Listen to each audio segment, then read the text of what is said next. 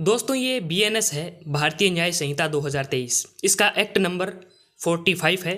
25 दिसंबर 2023 को राष्ट्रपति ने इसके ऊपर सिग्नेचर कर दिए थे और 1 जुलाई 2024 की तारीख को ये लागू हो जाता है। इसकी कमेंसमेंट डेट है। भारतीय न्याय संहिता 2023 क्यों है? दरअसल ये अपराधों से संबंधित उपबंधों का समेकन और संशोधन करने तथा उसके संबंध या उसके आनुषंगिक विषयों के लिए अधिनियम है। इसके अंदर चैप्टर कितने हैं?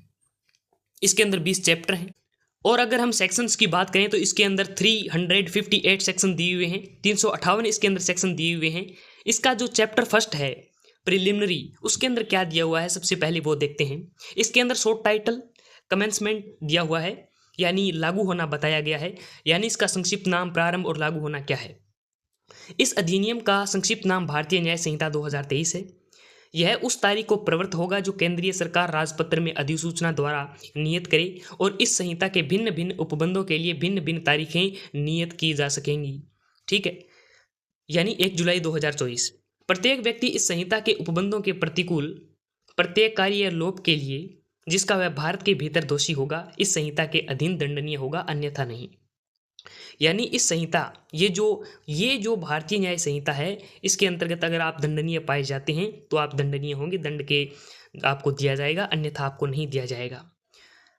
भारत से परे किए गए किसी अपराध के लिए कोई व्यक्ति भारत में तत्सम प्रवृत्त किसी विधि द्वारा विचारण के लिए दायी है।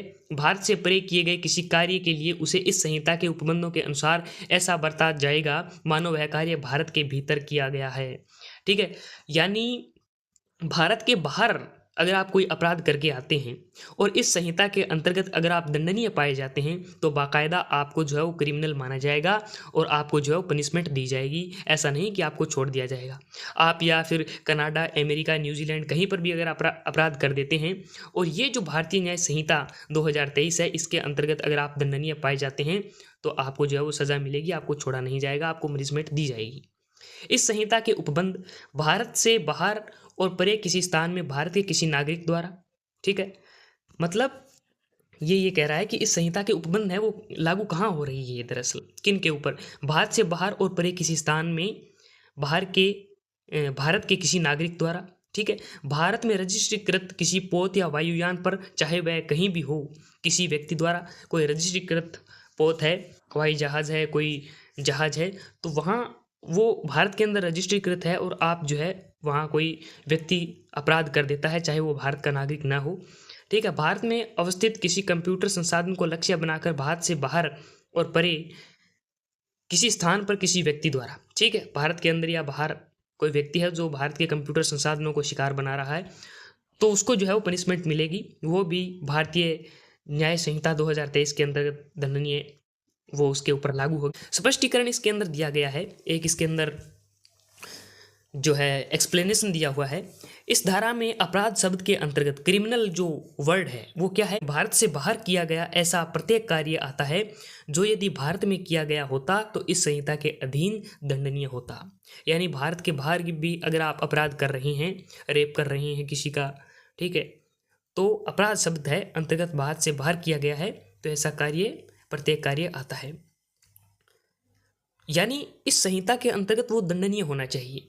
आप लूट कर लेते हो, डकैती कर देते हो और इस संहिता के अंतर्गत आप दंडनीय पाए जाते हैं तो आप कहीं पर भी हो, ऑस्ट्रेलिया, न्यूजीलैंड या कहीं पर भी, और अगर आप भारत के अंदर आते हैं तो आपको जो दंड दिया जाएगा। दृष्टांत देखिए, इलस्ट्रेशन देखिए, एग्जाम्पल देखिए इसका। क्या जो भारत का नागरिक है, भारत से बाहर और परे किसी स्थान पर हत्या करता है, वह भारत के किसी स्थान में जहां वह पाया जाता है हत्या के लिए विचारित और दोष सिद्ध किया जा सकता है।